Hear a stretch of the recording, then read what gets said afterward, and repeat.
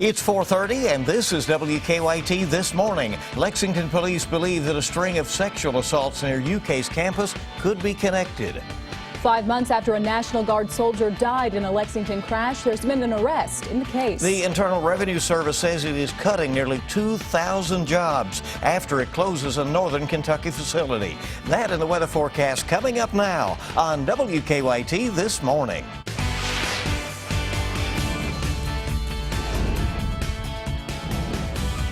This is WKYT This Morning. Good morning and welcome in. It's your Thursday. We can see that weekend in sight and a little rain, it looks like as well. I'm Bill Bryant. And I'm Andrea Walker. It is Thursday, September 15th. It feels like September is just flying by. Can you, what's halfway through the month? Halfway through. I feel like we just started. Unbelievable. I know. Right? I know. All right, knocking on our door is this front that's going to be moving through. Let's check in with meteorologist.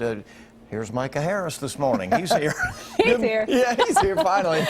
Good news this morning. It actually getting that front rolling through. You can feel the winds coming in from the north. It's kind of breezy early this morning, and that's pumping in some not much nicer air, but it is nicer. 69 degrees right now in Lexington. Clouds overhead. That's the reason for our higher temperatures this morning. But like I said, the feeling outside isn't all that bad. Another dry one in store at 84 degrees. We'll get into your weekend like Bill was talking about. It looks like a wet one for most. Now remember, this is no complete washout, but it's a pretty good chance of rain for both Saturday and Sunday. I'll show you the timing on that now, coming up in a few minutes. See you then. We thank you. Let's get to the news on this Thursday. Lexington police think a string of sexual assaults in neighborhoods near the UK campus could be connected. And students tell us they're now taking extra precautions. Police released this sketch of the assault suspect. They say the crimes have been happening over the last few years. And WKYT's Monique Blair has the latest on the investigation. They are random. They are happening overnight and in neighborhoods surrounding the University of Kentucky campus. And police say it's because of these similarities. Several sexual assaults spanning several years could be connected. And the perpetrator essentially comes out of nowhere to assault the victim. That's rare. So now Lexington police say because there are so many similarities to how these sexual assaults are happening, they think the same person could be responsible for several past unsolved assaults. So now police are looking for a man who they think resembles this sketch. Yeah, it's really scary. UK junior Whitney Vickers lives very close to where the most recent sexual assault happened. I mean, it's honestly not surprising. I feel like sketchy things are always kind of going on around here. So now she and her roommates, all women, have taken steps to keep themselves safe. Installed some security systems above our doors, so if the door is ever being tampered with, the security systems will go off. Police say they don't want people to feel afraid, but simply be more cautious and aware of their surroundings. We want to remind people that when you're walking alone late at night, that puts you at risk of violent crimes. A UK spokesperson tells me the school has not issued a campus alert because there is not an immediate threat to the campus and because none of the assaults actually happened on campus. In Lexington, Monique Blair, WKYT. And police are not only looking for the suspect, but they also want to find the two young men who they say helped stop the most recent sexual assault on Arlington Avenue last month. They think those men could help out with the investigation. We have an update to pass along this morning. 5 months after a National Guard soldier died in a crash in Lexington, the driver has been charged with manslaughter. Police say 22-year-old Robert Nick Rucker was thrown from a car he was riding in when it crashed on 8th and Boonesboro Road in April. He died at the scene. As Garrett Weimer tells us, investigators think speed and alcohol both played roles in the crash. According to court documents, Michael Poe's blood alcohol level was more than twice the legal limit at the time of that crash. He's now charged with manslaughter. According to the criminal complaint, the car's data recorder shows the car was going 120 miles an hour on 8th and Boonesboro when it crashed. The speed limit there is 55, with a speed advisory sign for 35 miles an hour in the curve where it happened. Investigators say Nick Rucker was thrown from the car and died. Poe had only, quote, superficial injuries to his hands. From the criminal complaint, quote, while interviewing Mr. Poe, Officer Marlin observed slurred speech, watery eyes, and the odor of alcoholic beverages emanating from Mr. Poe's breath. Mr. Poe admitted to drinking a pitcher of beer by himself while eating at Hooters. with friends between 2 and 3 p.m. and just prior to this event. Poe is charged with second-degree manslaughter, a felony. Again, from the criminal complaint, Mr. Poe's actions of operating a motor vehicle at a speed of 120 miles per hour with a blood alcohol content of 0.170 created a grave risk to Robert Rucker and thereby caused the death of Mr. Rucker. Poe is scheduled to appear in court here next week. In Lexington, Garrett Weimer, WKYT. Nick Rucker was a member of the Kentucky National Guard and a student at EKU. His friends say he was a nice guy who always wanted to help out however he could. Lexington police say a man wanted for a robbery at a store has now been connected to 2 other crimes. They say they have obtained 2 new warrants for 22-year-old Devarius Jones in connection to a Lucille Drive home invasion last week and a robbery at Hibbett Sports in the Lake Miss Plaza on Tuesday. They already had obtained a robbery warrant for Jones in connection to a robbery at Hibbett Sports in the Eastland Shopping Center last week. They have also charged 23-year-old Taji Winters with burglary in connection to the Lucille Drive home invasion, and police are still looking for both men. New this morning, 2 people are behind bars in connection with a murder over Labor Day weekend. Lexington police arrested Jeremy Harris and Christy Hanley in the murder case of Joseph Dillinger. Harris is charged with murder, tampering with evidence, and abuse of a corpse. Hanley is charged with tampering with evidence and abuse of a corpse. Police found Dillinger dead on September 4th in the backseat of a burning car. Police say both Harris and Hanley are also charged in connection to an unrelated robbery earlier this month on Village Drive. A Jessamine County pastor has a warning about a phone scam he says targeted him. Sean Mitchell, pastor of Nicholasville United Methodist Church, says when he answered a phone call last week, he could hear a child asking for help. He says at first he feared for the worst. A male voice came on the phone and said, "I've got your daughter," and he said her name, "and you're going to do what I say. You're going to give me money. Don't call the police. Don't call the FBI, or I'll put a bullet in her head." Scary situation. He says he asked for more information, but the caller couldn't provide it. That's when he knew it was a scam. Nicholasville police say because the call came from overseas, there isn't much they can do as far as investigation. Moving to politics this morning, Hillary Clinton has released her medical records as Donald Trump has discussed his health on a TV talk show. The new information from both candidates comes as the race for the White House tightens in some polls. Craig Boswell has the latest from the campaign trail. Hillary Clinton's doctor wrote the 68-year-old is healthy and fit to serve as President of the United States. Dr. Lisa Bardak added that aside from Clinton's current bout with pneumonia, her recent physical exam was normal and that she is in excellent mental condition. The Clinton campaign released the information hours after Donald Trump brought a doctor's letter to a taping of the Dr. Oz show. If elected at age 70, you will be the oldest person to ever enter the Oval Office. Why do you think you have the stamina for the job? Yeah, just about the same age as Ronald Reagan, and Hillary's a year behind me. I would say just based on my life. I mean, I actually, and I don't know if this makes sense, I feel as good today as I did when I was 30. Trump discussed stamina at a rally in Canton, Ohio. Do you think Hillary would be able to stand up here for an hour and do this? I don't know. Clinton returned to the campaign trail Thursday. Her husband stood in for her in Nevada. Stronger together beats the living daylights out of driving a stake through the heart of our common future and our common humanity. Former Secretary of State Colin Powell had critical words for both candidates in hacked emails. Powell labeled Trump a national disgrace and an international pariah. He called Clinton a friend I respect in one email, but in another he wrote, everything HRC touches she kind of screws up with hubris. Neither Clinton nor Trump had any comment. Craig Boswell, CBS News, the White House. And a new Bloomberg Politics poll shows Trump leading Clinton 48% to 43% in a two-way race among likely voters in the battleground state of Ohio.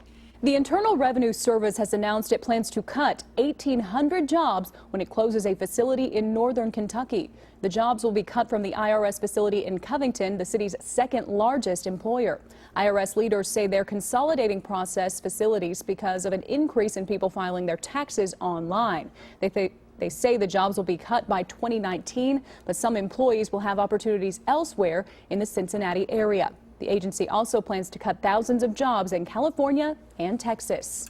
That'll be a lot for the state to absorb. Yes, you know, it that really situation. will. Yeah, Hopefully they can Kentucky. find somewhere else to go, like Right. they said. 4:40 the time, 20 before 5. WKYT This Morning is just getting started on your Thursday. What's for dinner? Coming up, we find out why that question is driving a new trend in the U.S. in Moms Every Day. It's another mainly dry day out there, all about the temperatures, but we're eyeing that weekend forecast because that's when the bulk of the rain moves on in. We'll go over that coming up next. Now, your hour-by-hour forecast with meteorologist Micah Harris. It's a pretty good looking day in store. We are just with another dry day. You know, we'll get towards your weekend, and your weekend looks pretty wet. I mean, it's not 100% chance of rain on either one of those days, but it's a good chance. It's 60% both Saturday and Sunday. So we just got to wait for the weekend for some rain. And unfortunately, it falls on the weekend. I wish it would come during the work week. That'd help us out, as a lot of us are off during the weekend and actually making some plans, trying to get out to some events. And it's just going to be tough. I promise you that. 60 degrees outside down in Somerset. We're at 65 right now across much of the viewing area. Traveling in towards your afternoon, we're at 84 degrees with a mixture of sun and clouds. And we'll hold on to that throughout the evening hours, too. There's really not bright blue skies expected today, but nonetheless, don't expect much of a chance of rain. I have a 10% in my 7-day forecast for today. Off toward the overnight hours into tomorrow morning, no issues whatsoever. It's going to be basically what we're feeling and seeing this morning. So an isolated shot at a couple of rumbles of thunder there during kickoff for high school football tomorrow evening. It's mainly dry there by halftime. Once the sun sets, all of that will be on all out of here. So for the most part, we're going to stay dry for high school football once again this week. And really, as you travel off towards your weekend, you're talking about football. You got the UK game going on, and it just doesn't look that good during that time. We're talking about a 60% chance of rain both Saturday and Sunday. As I said and will say until we hit the weekend, it's not a 100% chance of rain. Not every single person will see rain, but there is a good shot at it. Now, timing on this still looks like in the afternoon, off into the evening hours on Saturday, and then it moves through on Sunday. So that means that Saturday morning, as of right now, I would give it only a 20-30% chance of rain, and that's about it. The afternoon's when bulk of it slides on in. So guys, trying to plan for the weekend, plan it all during on Friday if you can get out to some events, if events are going on at that time, or Saturday morning. That's your best bet to get out there and stay dry. Best Now, chance. normally I'm all against rain, but we could use some right now, so I guess it's okay. The yards are a little dry at the moment. I'm with you on that one. Don't be against rain. We need to have to drink some water occasionally. That's true. Okay. That's true. 4:45 is the time. If your family seems to be dining out more than eating at home, you are part of a growing trend. Here's Jen Linden with details in today's Mom's Everyday Minute. For the first time last year, Americans spent more on dining out than on groceries. It's a trend that today's busy families may not be too surprised by, since eating at home takes organization and effort. We asked our panel of moms how they manage to keep family meals at home. Where are kids going to learn those table manners? Where are they going to learn about how to make a meal? So I think it's very important that we don't go out to eat every night and have kids eat at home and not order out every time that it's meal time. And not to mention the money skills. Exactly. It's expensive, and for us, we have a budget. We try to stick to a certain amount for groceries, and we allot ourselves a certain amount for dining. Right. And that way it's a treat. You know, the kids are excited about it. We're excited about it. I don't want to take for granted that we just go out to eat every night a week, and then it's not fun or special anymore. You're overeating, you're overspending. Right. How do you put food on the table? Do you prefer to dine out or eat at home? You can sound off at momseveryday.com. For Moms Every Day, I'm Jen Lennon. For these tips and more, just go to WKYT.com and click on Moms Every Day. And there's a whole lot more on WKYT.com as well. All the latest news. The minute we get it, we go to the web with it as soon as we get confirmation. WKYT This Morning on the air with the latest here on your Thursday. We're just getting started. A fire in Metcalfe County Tuesday night destroyed more than $1 million in damage to a business. We'll update you on the investigation when we come back. Welcome back to WKYT This Morning. The time now is 4:50, 10 till 5. Decades of memories went up in flames this week in southern Kentucky. Investigators are still trying to figure out what caused a fire that destroyed a Metcalfe County business. The fire started Tuesday night at the Scott's City Limits Music Hall in Edmonton. Investigators estimate the fire cost more than $1 million in damage. One woman says she's been keeping an eye on the building since the owner, Scott Gentry, was arrested in a murder-for-hire plot in March. She says she was asleep in the building last night when a phone call woke her up and she saw the fire. I'm lucky to be here now as it is. If it hadn't been for that phone call, I wouldn't be here. Thankfully, no one was injured in the fire. Investigators say it's too early to tell if there was any foul play involved. 3 people are facing charges after a chase in 2 counties. The Franklin County Sheriff's Office says deputies tried to pull over a car on Ridgewood Drive, but the driver wouldn't stop. Deputies say the chase continued into Shelby County, where the car crashed into a mailbox and a guardrail. They say 2 people inside the car ran off. They were arrested, though, soon afterward, along with a 3rd person who stayed in the car. Deputies say 37-year-old Aubrey Bowie is facing wanton endangerment, fleeing and evading, and receiving stolen property charges, and 22-year-old Malachi Greathouse and 26-year-old Kayla Seeley were also charged. Lexington police are investigating a string of thefts in the Greendale neighborhood. That's near Masterson Station. Police say thieves broke into 4 cars and stole 2 others. They say the thieves took money from the cars that were not stolen. So far, police have not made any arrests in this. They say the thieves could be using a special device that can unlock cars with OnStar without sounding the alarm. State health leaders say a 73-year-old Louisville man has died of the West Nile virus. They say it's the first West Nile death in Kentucky reported this year. The virus is transmitted by mosquitoes. Health experts say West Nile symptoms include a slight fever, headache, and a skin rash. A Lexington teenager is facing multiple charges after police chase ended up in a pond. Police say officers saw a car on Center Parkway that had been reported stolen, so they tried to pull that car over, but they say the 17-year-old driver got out of the car and jumped into a nearby pond. That's where police arrested and charged him with receiving stolen property and fleeing. Police first thought the suspect was connected to a robbery at Hibbett Sports Tuesday night, but they say now that is not the case. Good to have you with us on WKYT this morning at 4:52, and coming right up next, a look at some of the stories our news team is working on for you right now. And we'll also have another look at your morning forecast and a rainy weekend forecast coming up. It looks like it. Welcome back in 4:56 Thursday morning, the 15th of September. We're still getting used to that we're halfway through September. I know, it feels like we just started, but here we are. Yeah, but fall's on the way, so that's good stuff. That's true.